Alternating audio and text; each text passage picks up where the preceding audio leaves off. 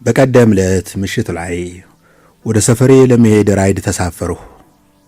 ሹፌሩ ከራስ ጠጉሬ እስከ ጫማዬ ድረስ በዓይኑ ከመዘነኝ በኋላ ቦቄ አጉል ጊዜ ላይ ወፈርሽ አለኝ።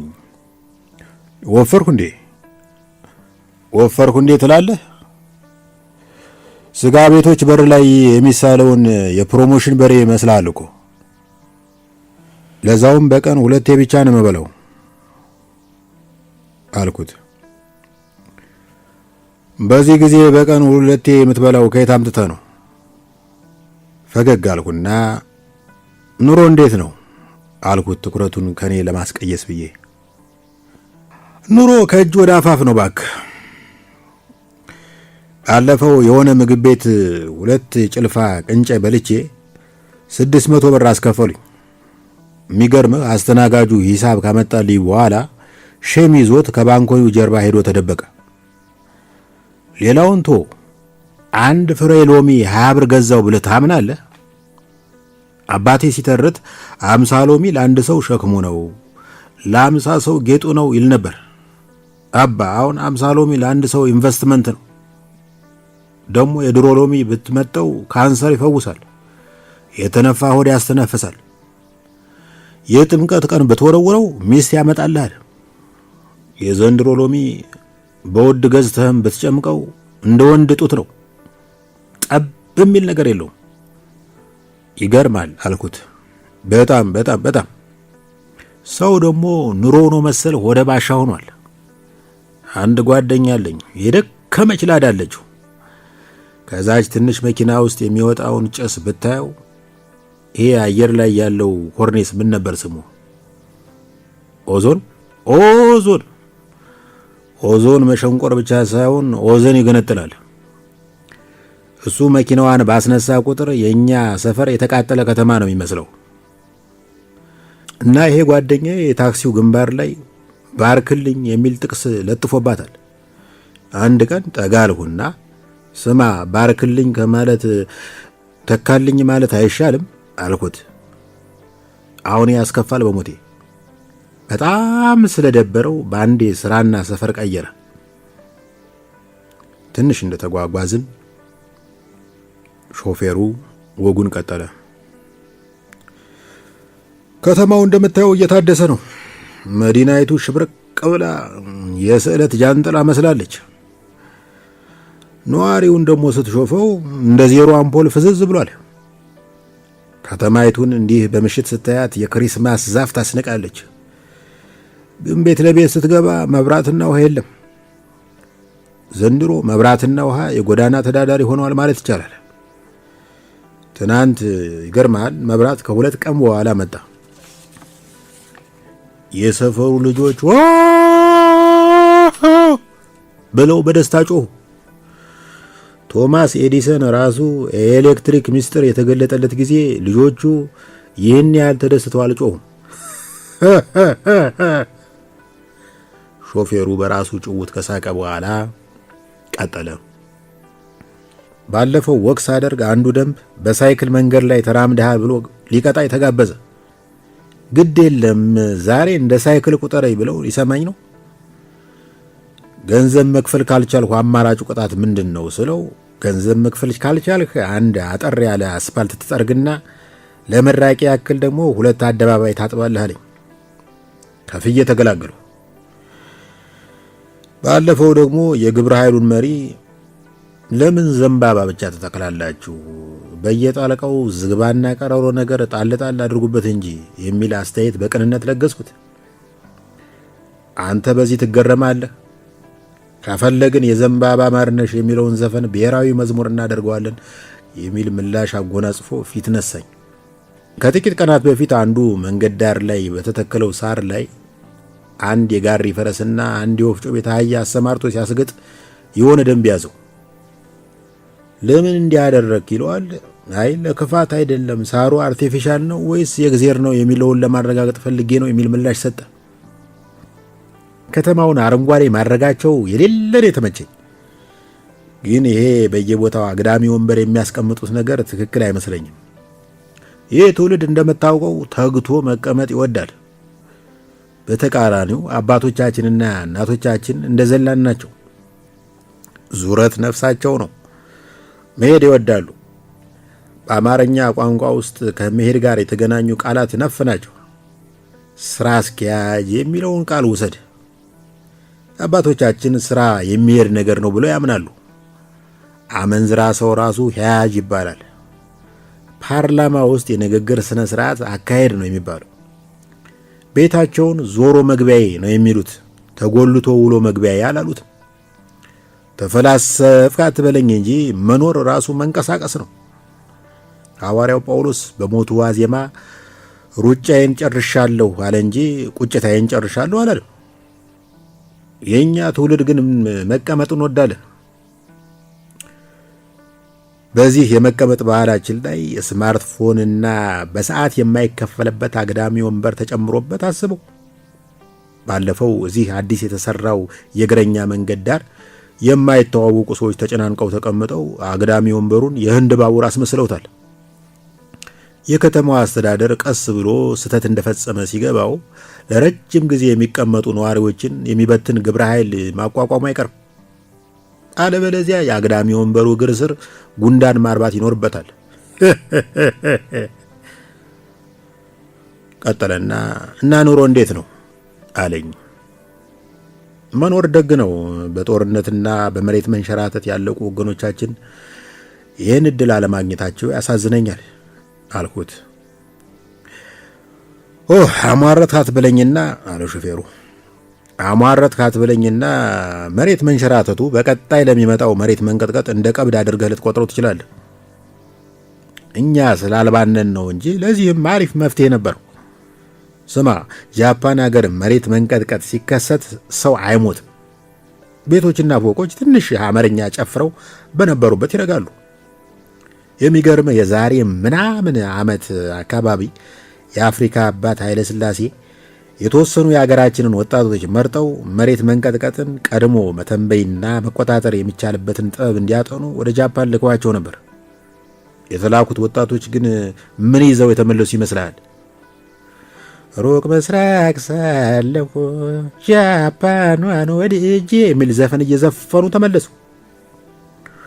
ንጉሡ ሳይንስ እንዲማሩ ቢልኳቸው እነሱ በመንግስት በጀት ከጃፓን ኮረዳ ጋር ሲጀናጀኑ ከርመው ተመለሱ። ይሄ ነው የሆነው። ትንሽ እንደሄድን አንድ የተጎሳቆለ ሸበቶ ሰውዬ ግድግዳ ተደግፎ የሚቆዝምበት ቦታ ደረስን። አወቀው አለ ሹፌሩ። አዎ ታሪኩን በሚዲያ ሰምቻለሁ። ፍቅረኛው ተሰናብታው ውጭ ሀገር በሄደችበት ቦታ ላይ 20 ዓመት ያህል ቆሞ ጠብቋታል ይላሉ አልኩት። እንደኔ ሰውየው ፍቅር የያዘው ከሴትዮዋ ጋር ሳይሆን ከቦታው ጋር ነው። ወዲያው አከታትሎ አግብተሃል ሲል ጠየቀኝ። እንዳላገባው ነገርኩት። ልምከርህ፣ ፍቅር ከያዘህ ብቻ አግባ። ብዙ የአበሻ ወንድ የሚያገባው ምግብ መስራት ስለማይችል ነው። የሚጥም ምግብ ለመብላት ብሎ እጅ የሚል ትዳር ውስጥ የሚገባ ሞልቷል። እኔ ከትምህርት ቤት ጀምሮ የማፈቅራትን ልጅ ነው ያገባው። የሚገርም ነገር ሚስቴን ከማግባቴ በፊት መላጣ ነበሩ። አሁን ጸጉሬ እንደ አለማያ ሐይቅ ወደ ነበረበት ተመልሷል። የምርን ነው ተገርሜ የጠየቁት። አባቴ ይሙት መላጣ ቢሉ ዝም ብሎ መላጣ እንዳይመስል። የሆነ የድሮ ጳውሎስ ኞኞ መጽሐፍ ላይ እንዳነበቡት በጥንት ጊዜ አሺለስ የተባለ የግሪክ ጸሐፊ ነበር። ጸሐፊ መላጣ ነው። አንድ ቀን ደጅ ተቀምጦ ፀሐይ ይሞቃል። ከበላዩ ደግሞ የሆነ ንስር አሞራ በመበረር ላይ ነበር። ንስር አሞራው ኤሊ አድኖ በጥፍሮቹ ይዞ ነበር። ልክ እኛ ቅልጥም በልተን መቅኔውን ለመምጠጥ አጥንቱን እንደምንሰብረው ንስሩ ኤሊውን ፈጥፍጦ ዱለት ለማድረግ አለት ፍለጋ ቁልቁል ሲያማትር የአሺለስን መላጣ ይሾፋል። የተወለወለ አለት ስለመሰለው አነጣጥሮ ኤሊውን ቁልቁል ለቀቀው። ተረፈ አልኩት። አዎ ኤሊው ተረፈ። አሺለስ ግን አናቱ ተፈጥቶ እችን ዓለም ተሰናበተ። እና ምን ልልህ ነው፣ እኔ ንስር አይደለም ድሮን የሚያሳስት መላጣ ነበረኝ። ትዳር ከመሰረቱ በኋላ ግን እንደገና አቀመቀምሁ እልሃለሁ። በፍቅር ላይ የተመሰረተ ትዳር ይህን ያህል ተአምር ይሰራል። ድንገት የትራፊክ ፖሊስ አስቆመን። ምን አጠፋው ጌታዬ? አለ ሹፌሩ። ከኋላ ያለውን መብራት ጥሰሃል። ፖሊሱ ከሹፌሩ ጋር እየተከራከረ አይኑን ወደ ኋላ ሲወረውር አየኝ። በመስኮቱ በኩል ጎንበስ ብሎ በእውቀቱ ነው ወይስ ወንድሙ ነህ? በእውቀቱ ነኝ አልኩ ፈገግ ብዬ። ትራፊክ ፖሊሱ ወደ ሹፌሩ ተመለሰና በል እሱን ስለጫንክ ለዛሬ ምሬሃለሁ ብሎ መንጃ ፈቃዱን መለሰለት። በኩራት ደረቴን እንደነፋው ሰፈሬ ደረስን። ሾፌሩ ስልኩን ተመለካክቶ 252 ብር እንድከፍል ጠየቀኝ። 250 ብር ሰጥቼው ልወርድ ስል ቀሪው 2 ብርስ ሲል አፋጠጠኝ። 2 ብር ካሽ የለኝም አልኩት። ችግር የለም አካውንቴ ልስጥና አስገባልኝ። በጣም ከመናደዴ የተነሳ ለጊዜው ቃላት አፌ ላይ አመድ ሲሆኑብኝ ተሰማኝ። ከዛ እንደምንም ንዴቴን ዋጥ አድርጌ እየቀለድክ ነው ወይስ የምርህን ነው? በሂሳብ አልቀልድም አለ ሹፌሩ። ቀደም አጥፍተህ የትራፊክ ፖሊሱ የማረህ እኮ እኔ ስለተሳፈርኩ ነው አልኩት። ሾፌሩ ዘና ብሎ እንዲህ አለ። ሲጀመር አንተ ወሬ ባታስይዘኝ ኖሮ የትራፊክ መብራት ጥሻ አልሄድም ነበር። የመሬት ርደቱ ሰፈራችንን በስሱ ሲንጠው የህንጻችን ነዋሪ ሁላ የተጫጫኸ የተተራመሰ ወርዶ ከህንጻው ፊት ለፊት ባለው የእህል ማስጫ ሜዳ ላይ ተጠራቀመ። የመጀመሪያዎቹ አምላጮች ሕይወታቸውን ከማትረፍ በቀር የታያቸው ነገር አልነበረም። በግራ እግሩ ነጠላ ጫማ፣ በቀኝ እግሩ ደግሞ የሱፍ ጫማ ገድግዶ ይወጣል። ጢስ የሚተፋ ጀበና እንዳንጠለጠለች የወጣች ወይዘሮም አይቻለሁ። ወደ ታች የሚያወርደው ደረጃ በሚያመልጡ ሰዎች ስለተዘጋበት እንደ አምባሰል ማርቆራጭ በገመድ የወረደም ነዋሪ አለ ሲባል ሰምቻለሁ። ከጥቂት ጊዜ በኋላ ከየማዕዘኑ የወጡ የደነገጡ ፊቶች ተሰብስበው የእህል ማስጫዋን ሜዳ የኖህ መርከብ አስመሰሏት። ከሁሉ ለየት ያለው የዮሴፍ ነገር ነው። የቀድሞው ኢትዮጵያ ብሔራዊ ቡድን በረኛ ዮሴፍ የቀድሞይቱ ፍቅረኛው የመረጠችለትን የብጻት ስዩምን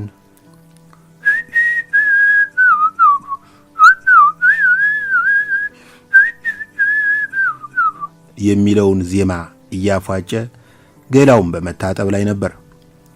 የግራ ብብቱ ላይ ሳሙና መጥቶ ሳይጨርስ እግሩ ስር ንዝረት ተሰማው።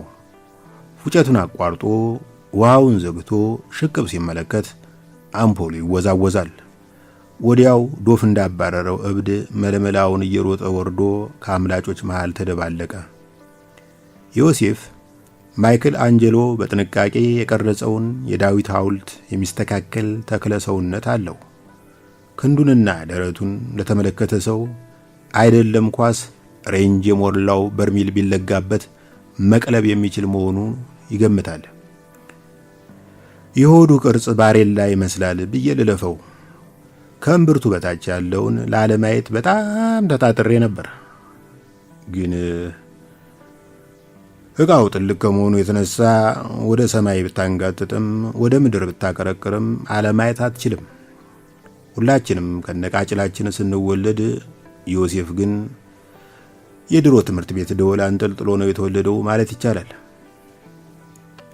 ዞር ብዬ አካባቢውን ስገመግም አንዳንድ ሴት ነዋሪዎች አድናቆትና እፍረት በተቀላቀለበት ስሜት ሲያተኩሩበት ታዘቡ።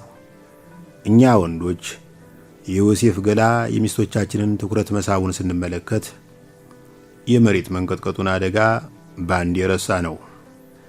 ከመካከላችን አንዱ የአባ ነዋሪ ነህ አስነዋሪ ይበሌን ያዝ አለና ጃኬቱን አውልቆ አቀበለው።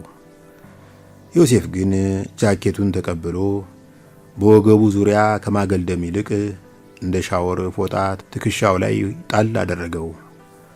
ተክለ ሰውነቱን ለማስጎብኘት ታሪካዊና ከርሰ ምድራዊ አጋጣሚውን ሲፈልግ እንደቆየ ያስታውቃል። ከሁሉ አስቀድሜ የሚል ድምፅ ወደ መጣበት አቅጣጫ ዞሩ። የድምፁ ባለቤት ከህንፃው ነዋሪዎች አንዱ ነው። ጠውላጋ ሰውነትና የሆነ ጦም አባሮ ያልያዘ ፊት አለው። ከሁሉ አስቀድሜ ፈጣሪ አምላካችን እንኳን በሰላም አተረፈን ለማለት ፈልጋለሁ። አሁን አይፎኔ ላይ እንደሰማሁት የደረሰው የመሬት መንቀጥቀጥ አዋሽ አካባቢ ኤርታሌ ግድም የተነሳ ሲሆን ፈንታሌ ብሎ አረመው ከአድማጮቹ አንዱ። ፈንታሌም በለው ፌስታሌ ልዩነት አያመጣም አለ ጠውላጋው ሰውዬ በቅሬታ። ዋናው ቁም ነገር ከዚህ በማስቀጠል ልናደርገው የሚገባን ጥንቃቄ ነው። ሁለተኛው ዙር መንቀጥቀጥ የሚመጣ ከሆነ ማድረግ የሚገባንን እነግራችኋለሁ። ከዚህ በኋላ የመሬት መንቀጥቀጥ ስሜት ከተሰማችሁ መደናገጥ፣ መርበትበትና መስበድበድ አያስፈልግም። ቀልጠፍ ብላችሁ በአቅራቢያችሁ የሚገኝ ጠረጴዛ ስር መግባት ያስፈልጋል። በዚህ አጋጣሚ አንድ ሰፊ ቤተሰብ ማስጠለል የሚችል ያገለገለ የምግብ ጠረጴዛ መግዛት የሚፈልግ በኋላ ሊያናግረኝ ይችላል። ሁለተኛው ጥንቃቄ ሊፍት አለመጠቀም ነው ሲል ቀጠለ ጠውላጋው ሰውዬ።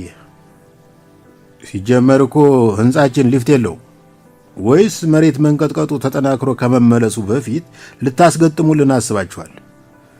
አለ የግቢያችን ዝነኛ ደላላ። ህንጻችን ሊፍት እንደሌለው ብቻ ሳይሆን ወደፊትም እንደማይኖረው ግጥም አድርጌ ያውቃለሁ። እንዲያው በአጋጣሚ ሊፍት ያለው ህንጻ ውስጥ ተገኝታችሁ መሬት መንቀጥቀጡ ቢከሰት በደረጃ መውረድ እንዳትረሱ ለማሳሰብ ነው አለ ጠውላጋው ሰውዬ። ባክህ ቀን ከደረሰ በደረጃ አይደለም በፓራሹት ብትወርድ አታመልጥም ደላላው መለሰ። በመካከል አንዲት ሴትዮ እግዚአብሔር ቸር ነው፣ መሬት ከመሰረቷ እንዲህ ተናግታ አንድም ህንጻ በላያችን ላይ ሳይናድ መቅረቱ የፈጣሪ ምህረት መገለጫ ይመስለኛል አለች። አይ ፈጣሪ ቸር ቢሆን ኖሮ ከመሸ እንዲያስ ደንብሮ ከሞቀ ቤታችን ያስወጣን ነበር አልሁኝ እኔ። አምላጩ ነዋሪ ሁላ የተናገርኩትን ሲሰማ በንዴትና በቅሬታ ማጉረምረም ጀመረ። ዝም በል እባክህ፣ ተሳቀልኝ ብለህ ቂጣ በቀደደው አፍህ አትዳፈር አለኝ አንድ በአኮፋዳና በሰምሶናዊት መካከል የሚገመት መናኛ እጅ ቦርሳ ያንጠለጠለ ጎልማሳ። እኔ ተመርቄ ስራ ከያዝኩ ጀምሮ ቂጣ ነክቼ አላውቅም። ጀለስ ፎር ዮር ኢንፎርሜሽን፣ እኔ ተመርቄ ስራ ከያዝኩ ጀምሮ ቂጣ ነክቼ አላውቅም። ጀለስ ፎር ዮር ኢንፎርሜሽን፣ ቁርሴን የዘነጠ ጨጨብሳ በማር የመመገብ አቅም ያለኝ ሰው ነኝ ስለው እሺ ጨጨብሳ በማር በቀደደው አፍ አትዳፈር በማለት ተዳፈረኝ። እባካችሁ በዚህ ሰዓት እንኳን መናቆሩን እናቁመው። እንዴት ሰው ለጥቂት ከሞት ተርፎ ተመስገን በማለት ፋንታ ውረድ እንውረድ ይባባላል? ነውር አይደለም ወይ? ሆሆ ይልቅ ከቻላችሁ ጭንቀት የሚያስረሳ ዘፈን ክፈቱ አሉ የኮንዶሚኒየሙ ዘበኛ። አሁን ዘፈን የምንሰማበት ጊዜ አይደለም ጋሼ፣ መዝሙር ይሻላል አለች የቅድሟ ሴትዮ። እስቲ ዘፈን ይከፈት የምትሉ እጃችሁን አውጡ። ኦኬ፣ አሁን ደግሞ መዝሙር የምትሉ። በመጨረሻ ዮሴፍ ጣልቃ ገባ። እንዳየነው ከሆነ ዘፈን ይሁን የሚሉትና መዝሙር ይሁን የሚሉት ነዋሪዎች ቁጥር ተቀራራቢ ነው። እንደ ሐሳብ በመዝሙርና በዘፈን መካከል የሆነ ዜማ ለምን አይከፈትም? እንደኔ ባስረሳኝ አንተንስ ባስረሳኝ የሚለው የብጻት ስዩም ዘፈን ሁለቱን ሊወክል ይችላል ባይ ነኝ። በዘፈኑ መሃል የማቃሰት ድምፅ ስለሰማሁ ዞር አለሁ። ጣሰው የተባለው የፊት ለፊት ጎረቤታችን ከአራተኛ ፎቅ ቤቱ ሮጦ ሲንደረደር ከደረጃው ወድቆ ከሞት መለስ ያለ አደጋ ደርሶበት ነበር። ፊቱን ሳየው በቀይ ካልሲ የተሰራ ኳስ መስሏል። ከአደጋ በላይ ሰውን የሚጎዳው ከአደጋ ለማምለጥ የሚደረገው ጥረት መሆኑ ገባኝ። ጣሰው ካጠገቡ ወደ ቆመው ጓደኛው ዞሮ እንዴት ነው? በጣም ጎርቶኛል እንዴ? ሲል ጠየቀው። በጣም ጎርቶኛል ትላለህ እንዴ? አለ ጓደኛው። ፊትህ ላይ እኮ ተረከዝ በቅሏል ጀለስ ምን አጣደፈ? የህንፃው ቢወርቅብህ ራሱ እኮ እንዲህ የምትጎዳ አይመስለኝም። የመሬት መንቀጥቀጡ ስጋት ጋብ ብሎ ወደ የቤታችን ከገባን በኋላ ጎረቤት የሚኖሩትን ባልና ሚስት ለማስታረቅ ጎራ አልኩ። ምንድነው ያጣላችሁ ስል መሬት መንቀጥቀጡ ሲጀምር እኔን ሚስቱን ጥሎ ወጥቶ ሮጠ አለች ሚስትየዋ። እውነት ነው? ምን ላድርግ ብለህ ነው ሲል መለሰ ባልየው። ወድጄ መስሎ ነው። የሳሎን ሆኜ ነይ ውጪ ብላት የመኝታ ቤቱ መስታወት ፊት ለፊት ቆማ ቆይ ጸጉሬን በቅጡ ላድርገው 5 ደቂቃ ብቻ ስጠኝ እያለች እንደ ልማዷ መረመጥመጥ ጀመረች። ከዚያ ከሁለት አንዳችን እንኳን ለዘርነት ረፍ ብዬ ስቻት ወረድኩ።